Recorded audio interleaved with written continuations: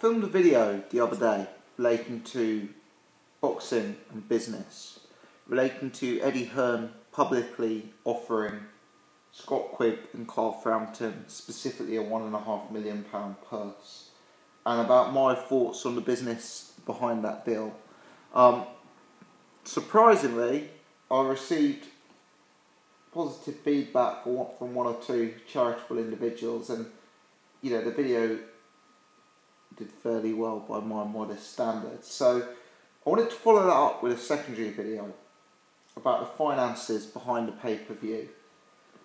I think this is particularly relevant with regards to Frampton versus Quigg, because of a statement released by Carl Frampton today where he suggested the £1.5 million offer that Eddie Hearn put out actually wasn't that great.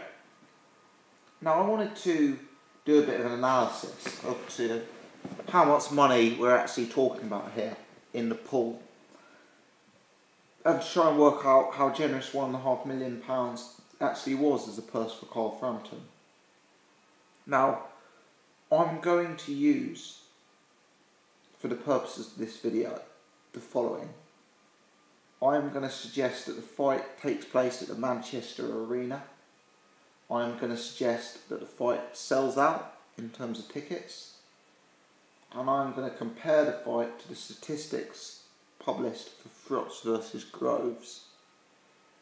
So let's start. Let's talk about the income for the fight. Let's talk about how much money can expect to be generated by this occasion. Now, the Manchester Arena has a capacity of 21,000 seats.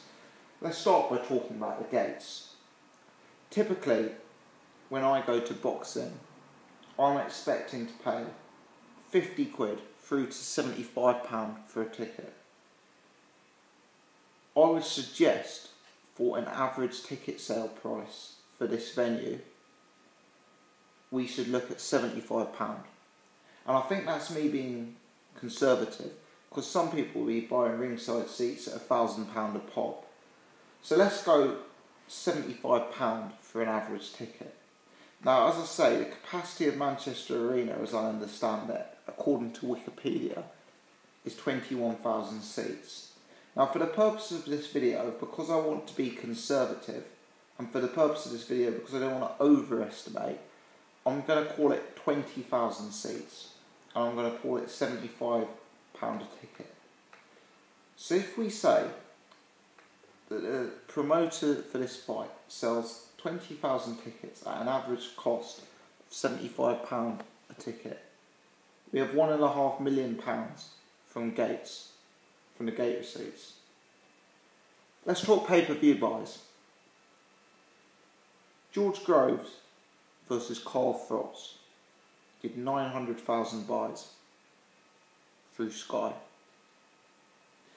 As I understand it, Ricky Hatton versus Floyd Mayweather did 1.2 million buys. Sorry, 1.2 million buys.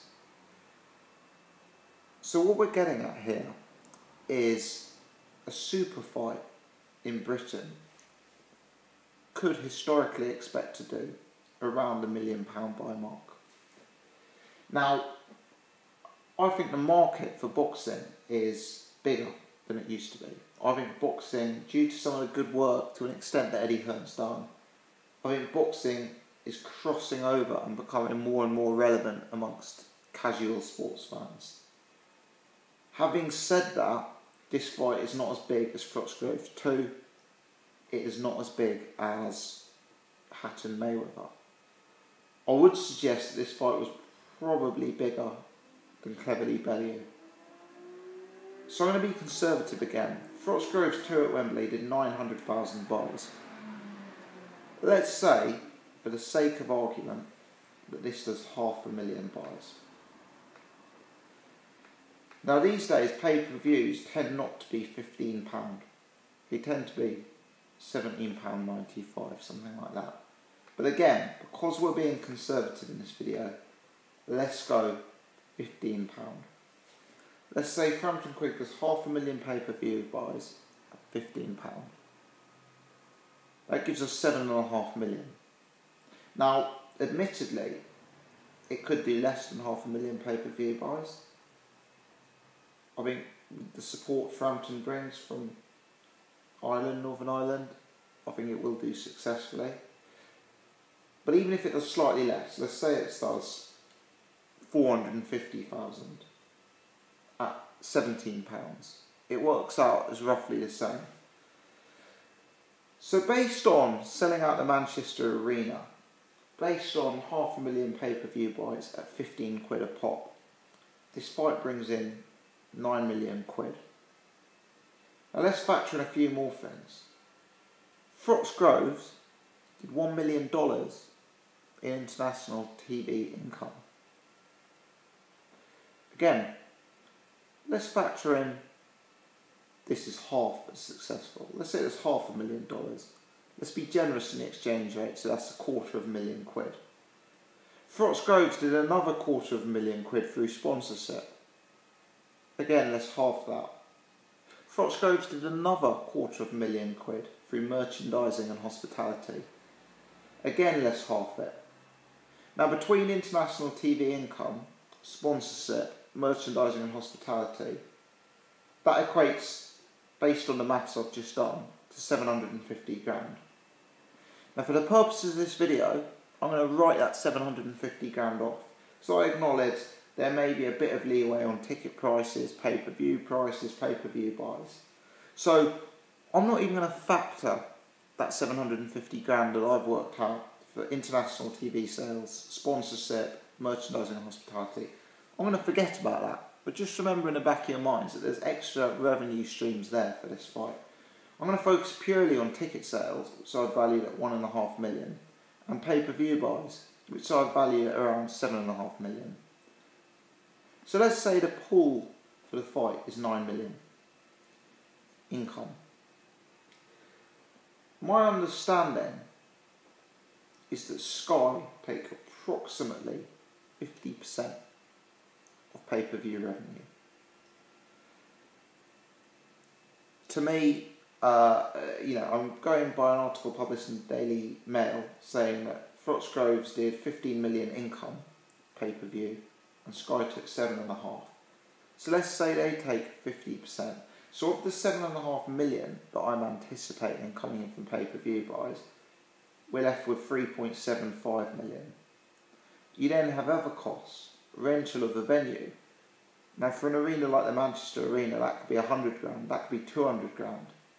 So let's say you're left with 3.5 million from the pay-per-view. There's a few other things to throw in as well. You've got things like the undercard purses. You've got things like security costs. There are other factors. So let's say, of your 7.5 million pay-per-view buys, you have to give half of that to Sky. You lose, let's say, £250,000 on the venue. You spend £250,000 on the undercard purses. And let's say you spend things like £250,000 on security. That still leaves you with £3 million from pay-per-view buys. That still leaves you with £1.5 million from ticket sales. So 4.5 million. And as I say, we're not even factoring in things here like the merchandising and hospitality, like the sponsorship, like the international TV income. Now I understand in business there's taxes to pay, there's VAT to pay, there's corporation tax to pay. I understand that. And obviously that needs to be factored into the remaining 4.5 million. My suggestion is when Eddie Hearn was at the press conference saying, we're going to guarantee Carl 1.5 million. Scott Quigg may walk away with 300 grand. My suggestion is that may have been a slightly disingenuous comment. Of course, hypothetically, that could happen. But based on my mathematics, that would only happen if this did a truly horrific amount of pay-per-view buys. And due to the interest behind this fight, I think that's highly unlikely. I think realistically, there is a very, very strong argument to say based on selling 20,000 tickets at the Manchester Arena, based on the 500,000 pay-per-view buys, there is a strong argument to say if Carl Frampton took 1.5 million, win, lose or draw, Scott Quigg could well end up being the better paid man on the night. I believe with the interest behind this fight, I believe with the potential international income, I believe due to the substantial gate receipts, that it could well lead to Carl Frampton earning less money than Scott Quigg, should he accept that deal.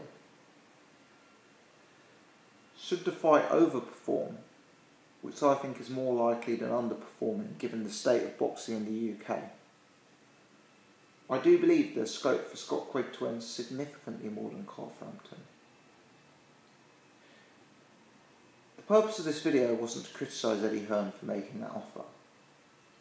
I understand Eddie Hearn also made an offer to Carl Frampton for a 60-40 winner takes all. 60-40 winner takes to 60 split. Now if I was Carl Frampton, I would take that deal rather than the 1.5 million. Because based on my maths, which I believe to be relatively conservative, I would suggest that the 40% equates to roughly 1.5 million, maybe even slightly more.